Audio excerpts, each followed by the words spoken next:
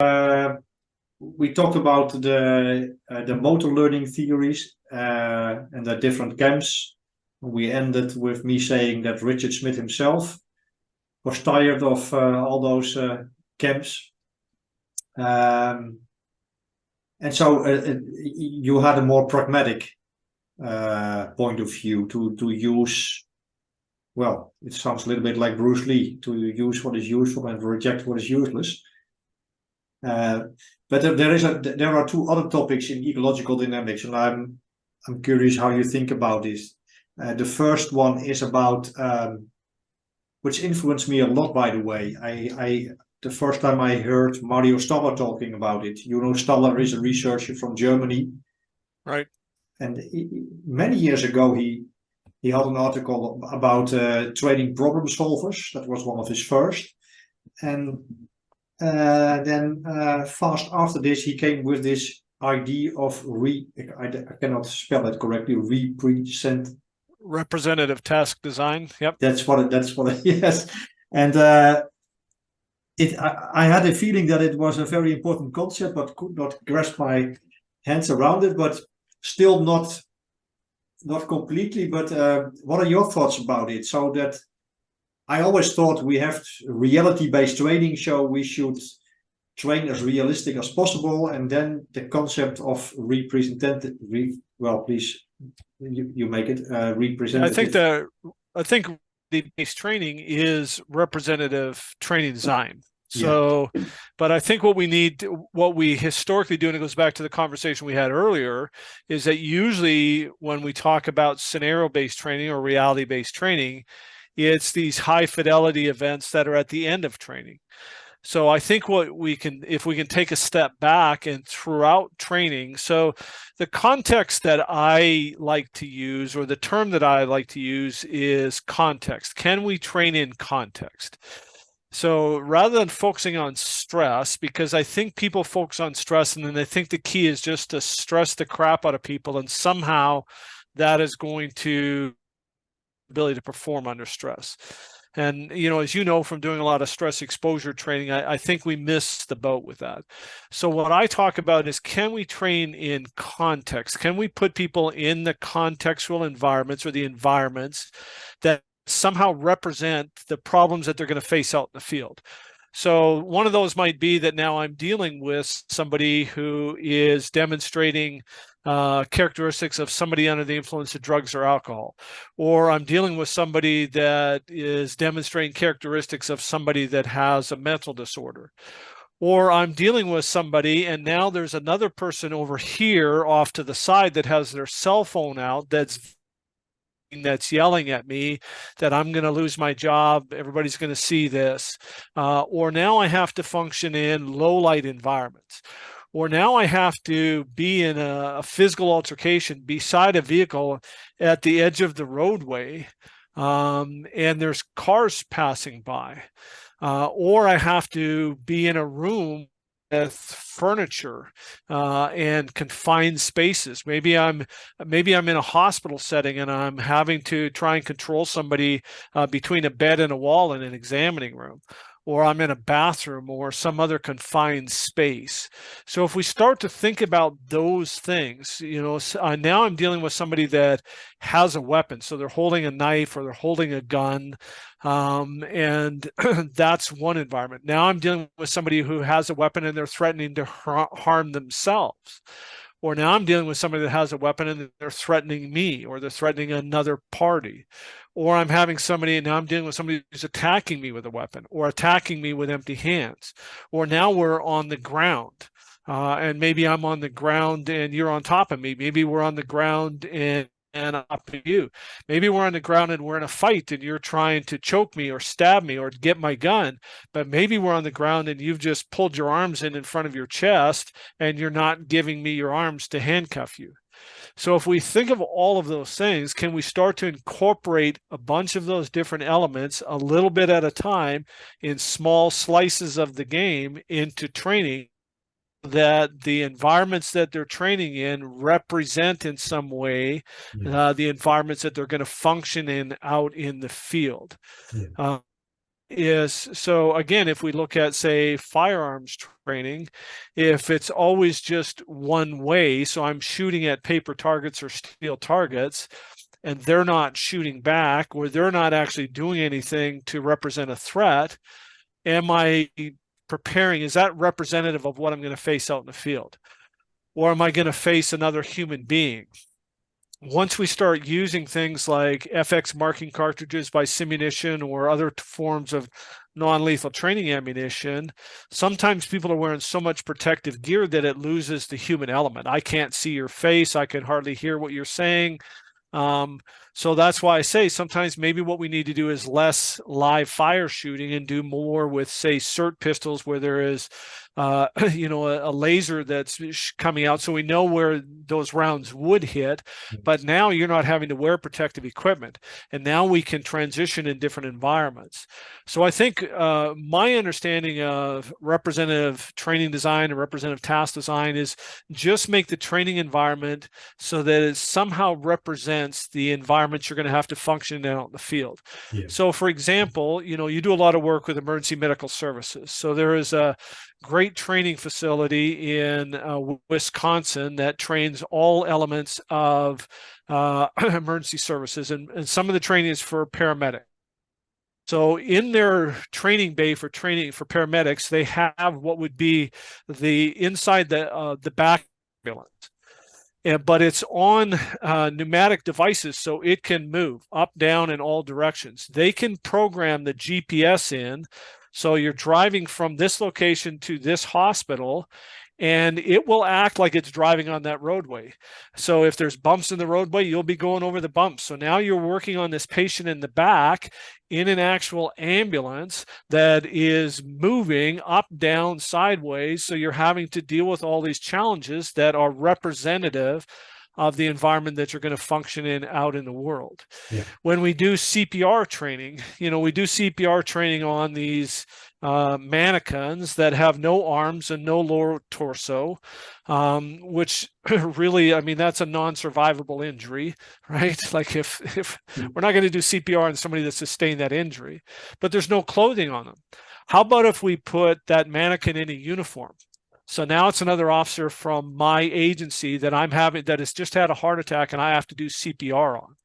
When we're doing infant CPR on those dolls, what if we had a parent, a mother or a father or both that are there screaming at me, my baby's dying, my baby's dying, you have to save my baby's life.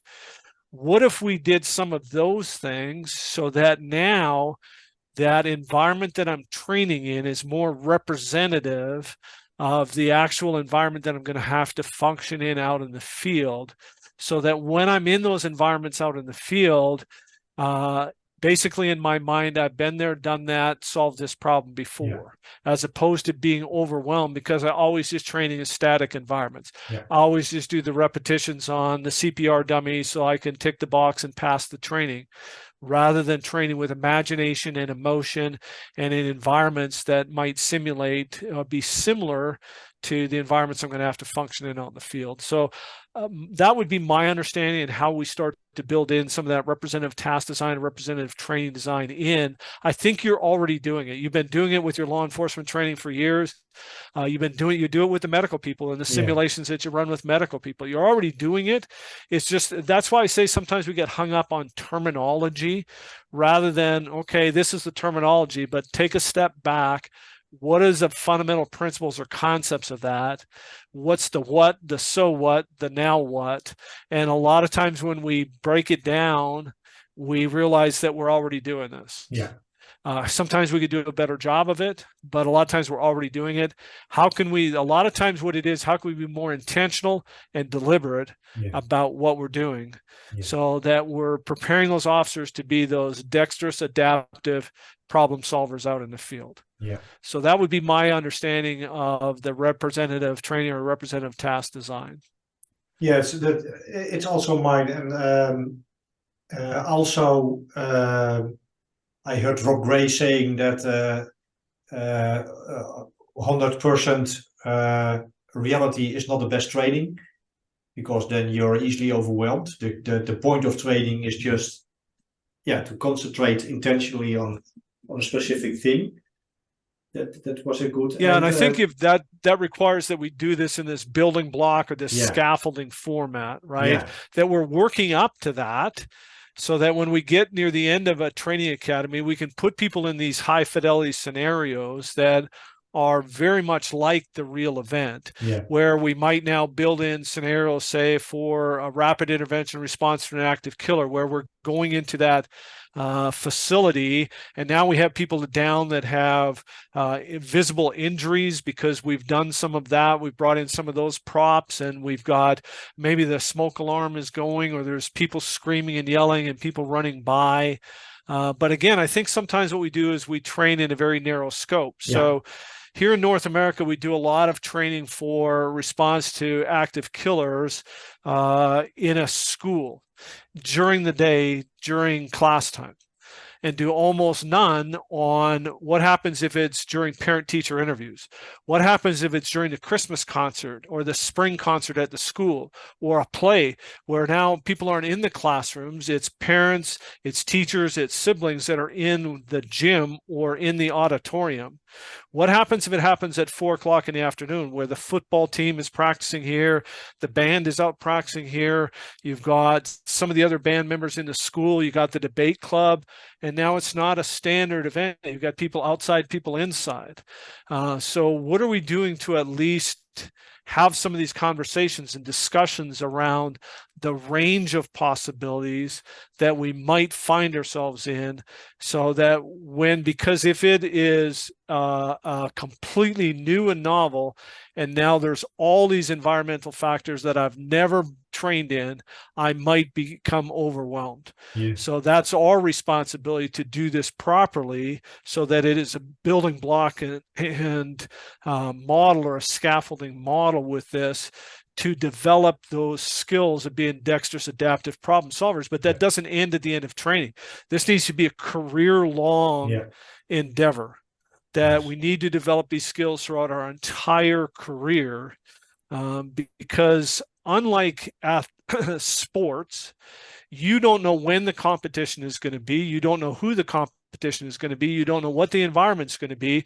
You don't know how many opponents you're going to have, how many people are going to be there from your team.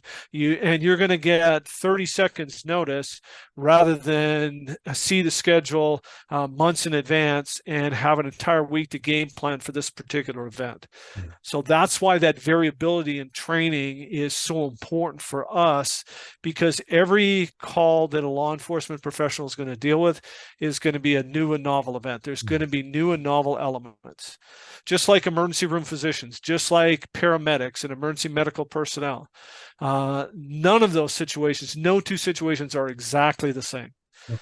So there's similarities, but there's differences, and we need to train in the differences, so that when we face them out in the field, then we are not going to be overwhelmed. But sometimes what we do in training is we just train at a very static level, and then we throw them into these big events. Or there's places where they'll just throw them in, and a couple of big instructors will just beat the crap out of the recruits, just for whatever purpose that serves, and it serves no legitimate purpose. So I think we need to always be stepping back and looking at what we're doing, and how can we improve what we're doing? How can we make it a little better on an ongoing basis? So yes, great. And then I think where we in Holland struggle with right now is the timing of context. So, for example, in medicine, it is traditionally so that you go step by step by step by step. So basic skill 1, basic skill 2, basic skill 3, and so on. And my colleague, Peter Redden, he was also a PhD in police. He wrote a PhD on police training, by the way. But he has now his second article about a constant-led approach in nurse education. And this is really novel, because in medicine education, well, what I told you before. So, but he's now much earlier in the training timeline. He is moving the contexts a little bit, do some variable practice. So this is, we're struggling a little bit in some professions when to And when I talked with you the last time, we also talked about the model of teaching games for understanding, and other models like game sense approach, which in physical education are very popular nowadays, Right. where we just start with the problem, not with the skill. So there are many ways, I think. Yeah, and I think it's a matter of taking a step back and looking. And Yeah, so I think how soon do we introduce some of the ecological elements and some of those things? I think as soon as possible. yeah, I think there are certain things where you could do it almost right at the start.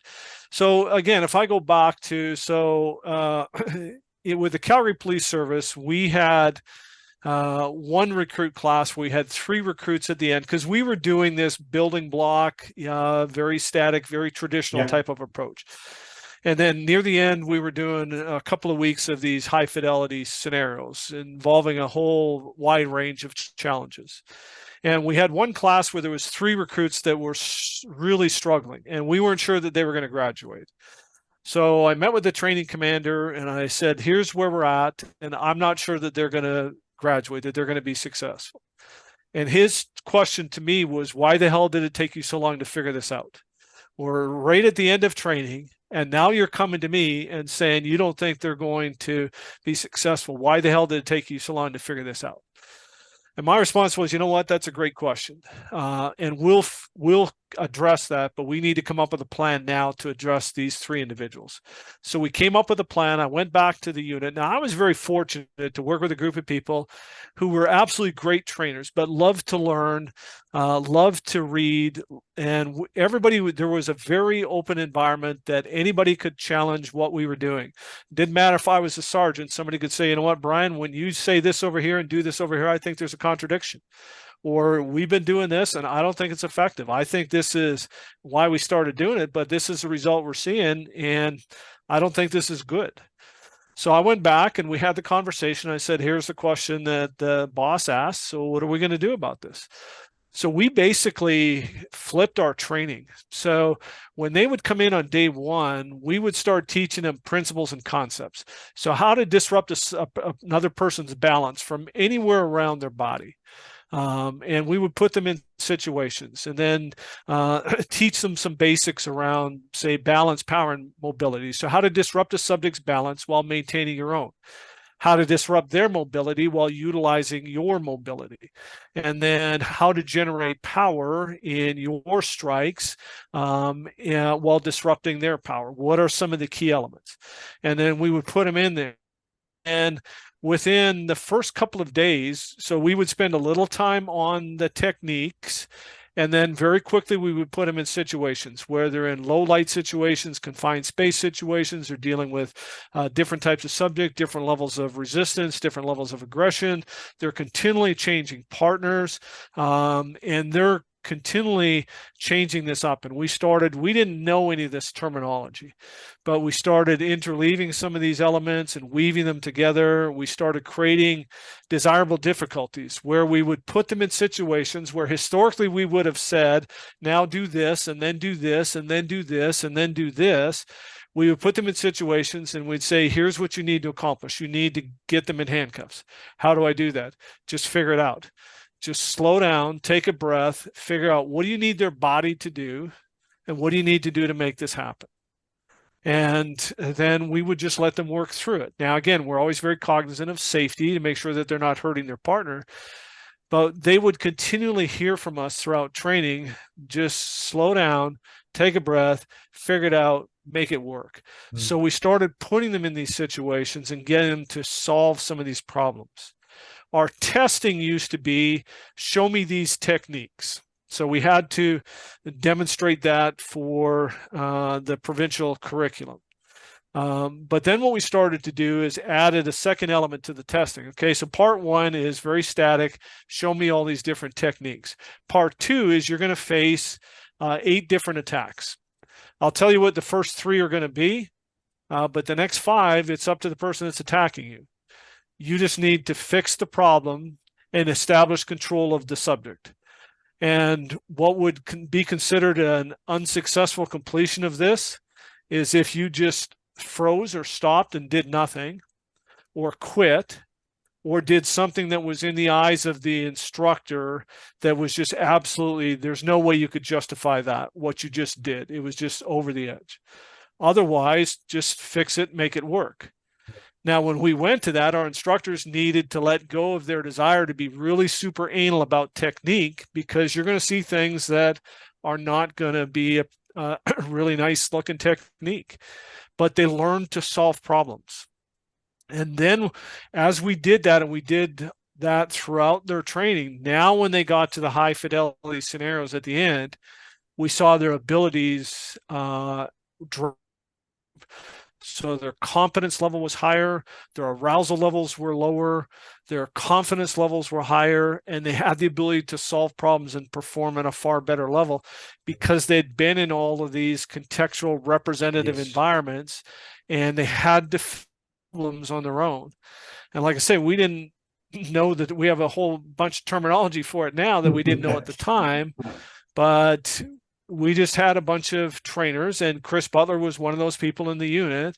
And we just had a bunch of people that were willing to figure it out and say, what we're doing isn't working. So what can we do differently to change the outcome?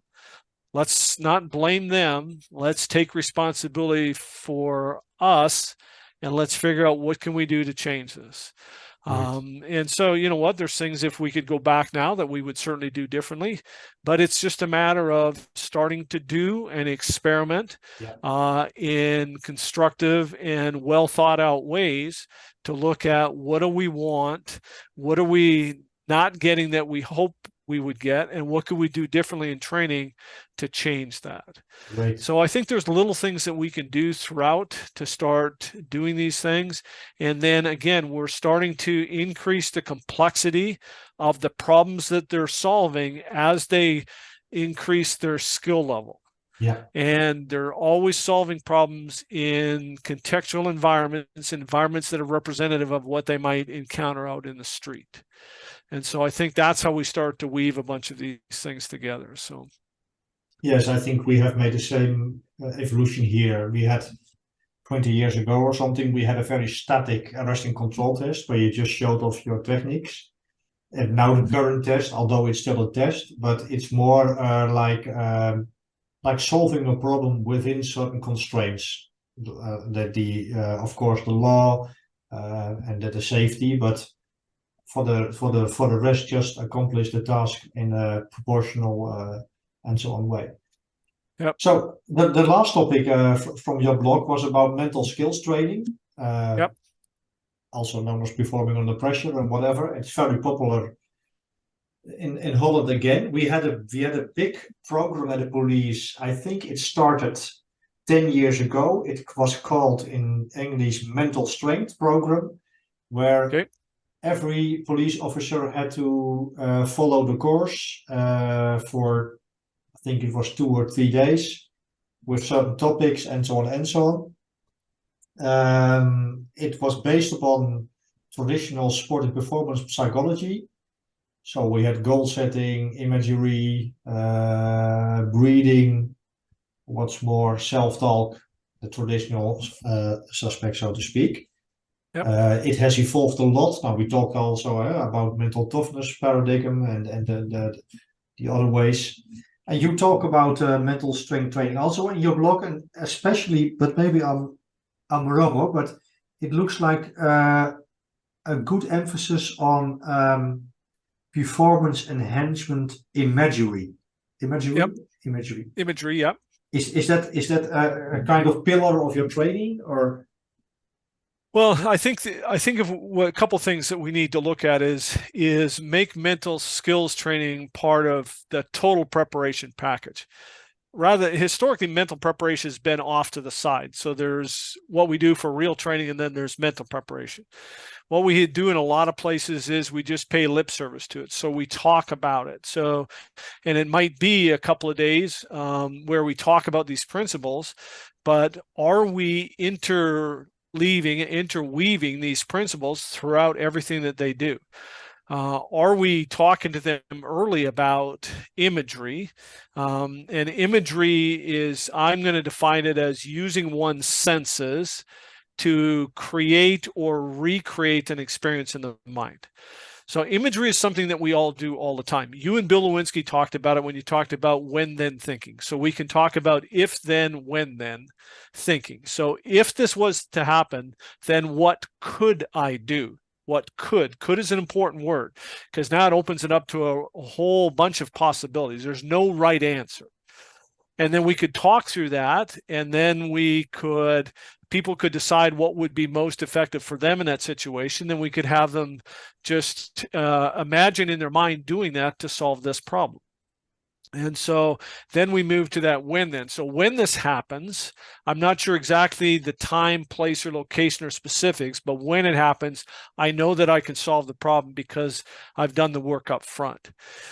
Self-talk and managing that internal dialogue needs to be woven throughout our training because, again, it's tied with the imagery, with the self-belief, self-image. All of these things are tied together. I coined the term performance enhancement imagery a few years ago because I teach and we used to implement a lot of very structured, scripted imagery in addition to the independent imagery that they were doing and we encouraged them to do on their own and we built into the training. So the purpose of it was to focus and direct their imagination to enhance their performance. That might be performance in a test, a written test, or a practical test, or performance in firearms qualification, or it might be performing in a gunfight. It might be performing after I've been injured. It might be dealing with a volatile situation, a very aggressive subject, or a subject who is threatening suicide or other elements. But I think what we need to do is weave these things in so we could ideally, so what we started doing at one point is days 1 and 2 of week 2 of the Recruit Training Academy, out of a 6-month academy, were mental preparation conditioning, where we addressed all of these things. We laid the foundation for all of those, but then we wove them into everything that they did in training. So we were continually doing imagery with them, having them imagine being in situations. We would be, when we were doing video breakdowns or other things, saying, okay, imagine what you could do to fix this problem. We were continually talking to them about their self-talk and getting them to be aware of their self-talk and then becoming very conscious about changing their self-talk from the negative debilitating to the positive facilitating. And again, when you look at challenge versus threat states, those are mindsets, right? So we can shift our mindset so that we develop that challenge state mindset. We can develop that growth mindset. We can have that belief that if we do the work, we can learn. We have that belief that, yes, this is a challenging situation, but I have done the work and I can fix this problem.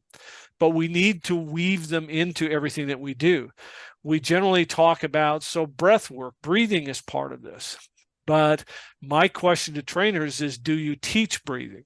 A lot of them say, well, yeah, we teach breathing. How do you do that? Well, we teach a class and we talk to them about box breathing or whatever breathing modality, cyclical sigh, which is now proven to be the most effective based on some research led by Melissa Yilmaz-Balban out of Stanford School of Medicine, the Huberman Lab. But they talk about it one time and that's it. That's not teaching it. That's talking about it. So here's how we might teach it.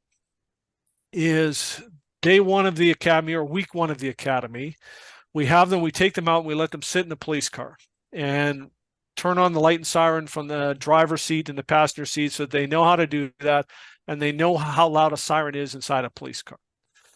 And then starting week 2, every day, at least once, maybe multiple times a day, different instructors in any topic will just stop the class and say, okay, let's just stop here for a moment.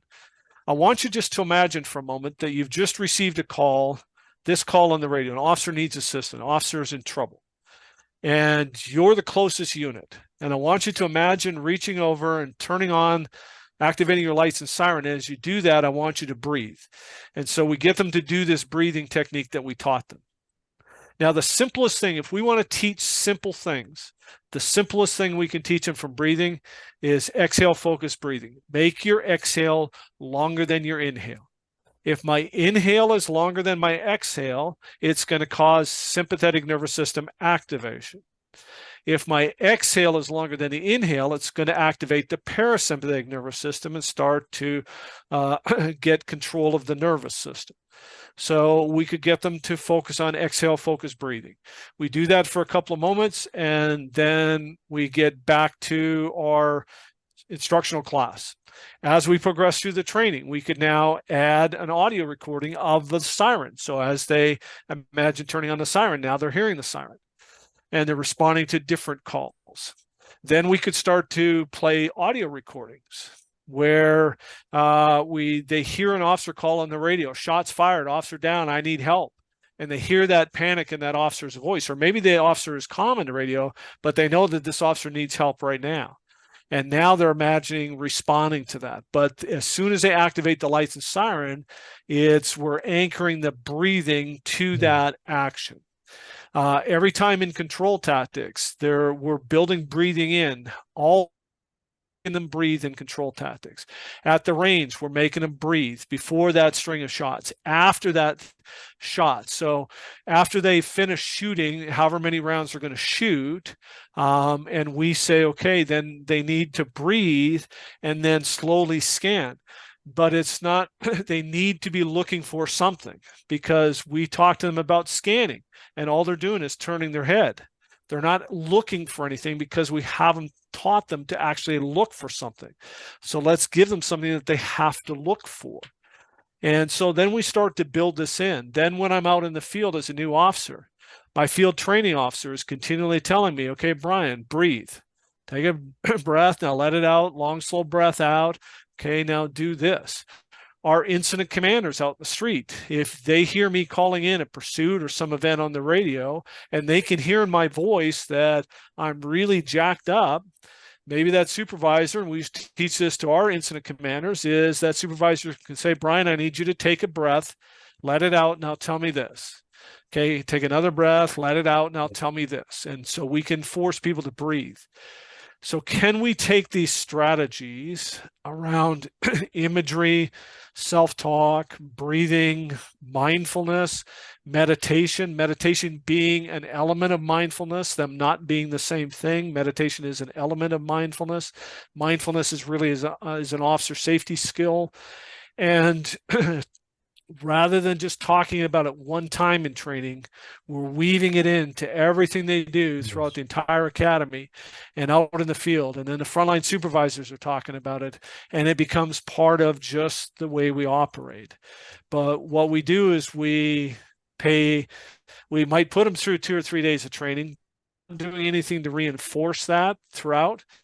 Then there's no transfer, there's no retention, there's no actual learning.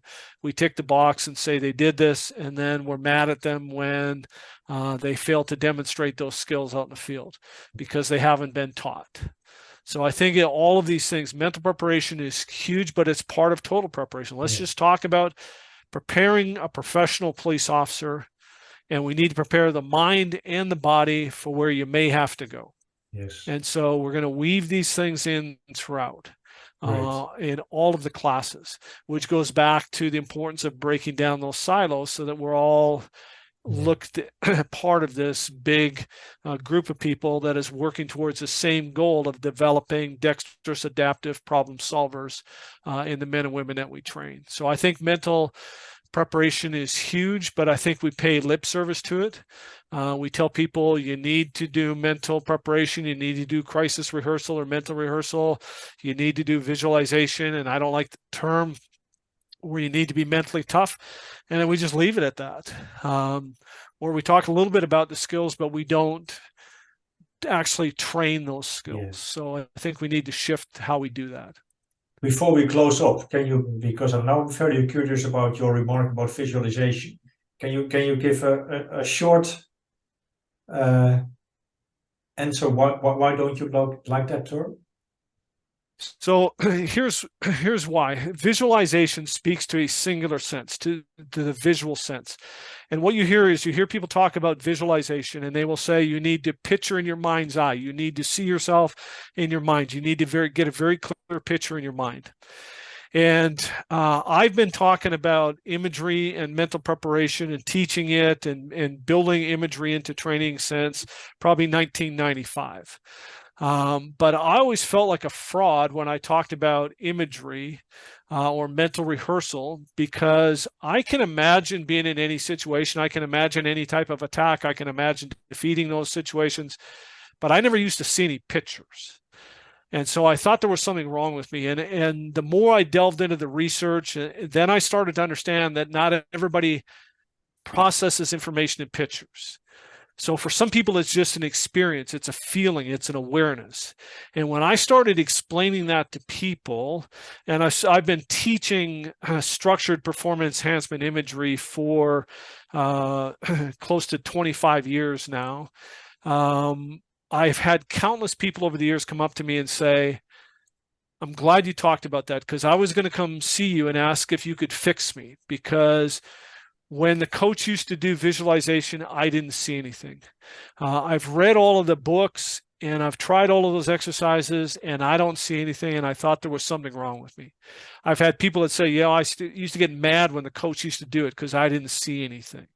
And when you give them permission just to experience it, however they experience it, it does away with that. And now all of a sudden they realize, hey, I can do this. I can do imagery. Now, the other piece of imagery, if you go back to the definition, is using one's senses to create or recreate an experience in the mind.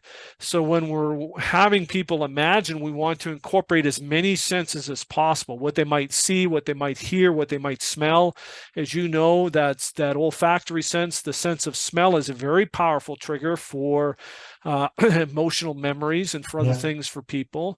But when we start to broaden it, so it's not just the visual, now we start to have them, we want them to use as many senses as possible as they start to develop this skill, so that and it's a skill like every other skill that can be developed regardless of how effective or efficient you might be at it at the start. Everybody can benefit and everybody can get better at it. But we want them to start to imagine or incorporate those senses, what they might hear, what they might smell, what they might see, what they might feel and experience, all of those things. And so that's why I'm not a fan of the term visualization. I will either use the term imagery or performance enhancement imagery, because I want people to use it to enhance the arena of performance. And what is that? What arena performance? Any arena that you can imagine. So people are doing this for physical skills. People are doing this for test anxiety. People are doing this. People use imagery to overcome cancer or illness or other diseases. We had one of our officers who had brain surgery, was told that he had a 50-50 chance of living through the brain surgery. And if he happened to live, then he would never work again as a police officer. His life may never work again in his life. That he was going to be in a hospital 6 to 8 weeks, auxiliary hospital 6 to 8 months. They released him from the hospital 11 days after his brain surgery. Now, the first 2 days he was in a medically induced coma, and then the next 9 days he was doing imagery every single night. He went back to restricted duties 12 months after brain surgery, and a month later went back to work in the street, and used imagery to enhance his recovery from brain surgery. He also used imagery during that whole time to improve his skill of shooting. He was a better shooter after the brain surgery than he was before, and he went almost 14 months and never picked up a handgun. Wow. So there's all kinds of things. And I had an officer 2 weeks ago at an imagery course share how he used imagery in his battle of cancer. He said, I never thought of it that way, but now that I understand what it is, but he had a powerful story. We're only limited by our own imagination once we understand how it works.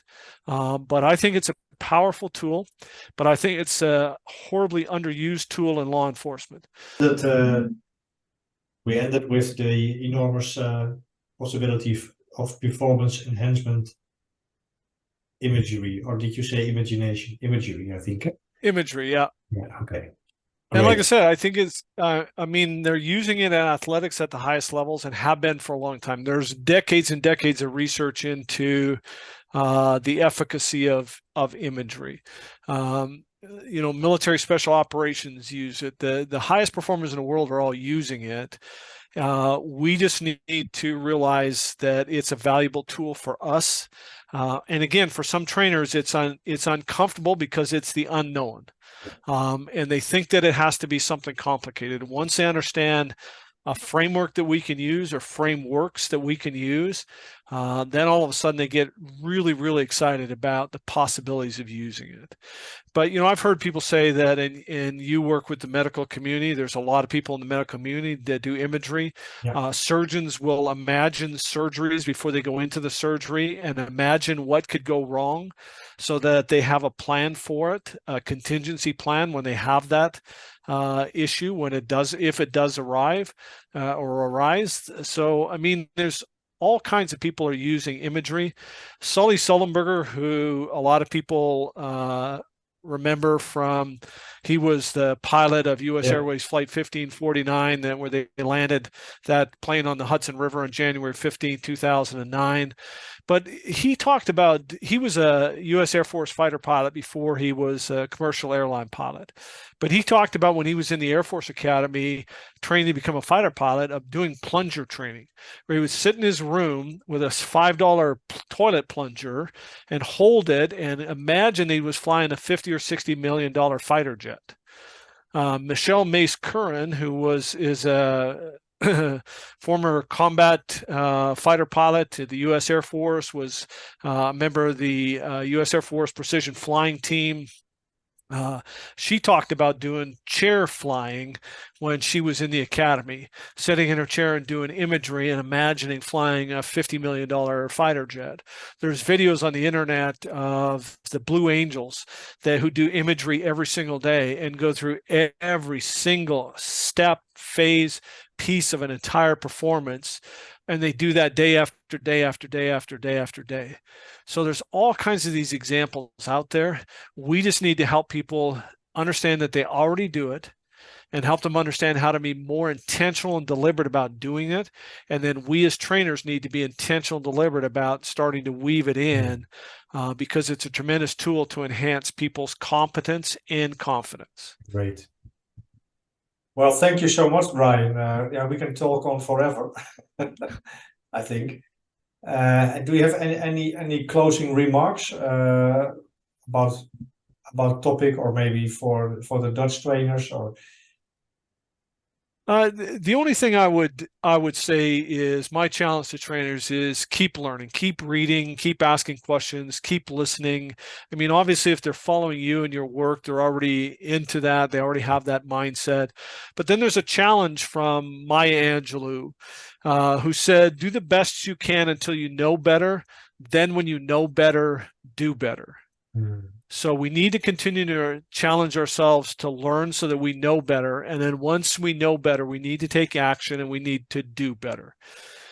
Training is too important, and trainers are too important for us not to be willing to make that ongoing investment in ourselves so that we can best invest in our people to help them to become the best that they can be in the very challenging profession that they work in. So I thank you for all of the tremendous work that you're doing, and the people that listen to you and follow you, because they're obviously committed to getting better and better at what they do, and that's an admirable trait. So, well, thank you so much. I will stop the recording, then we can have a little after chat. But on behalf of all Dutch trainers, also thank you very much for all your work you've done. So thank you. My pleasure.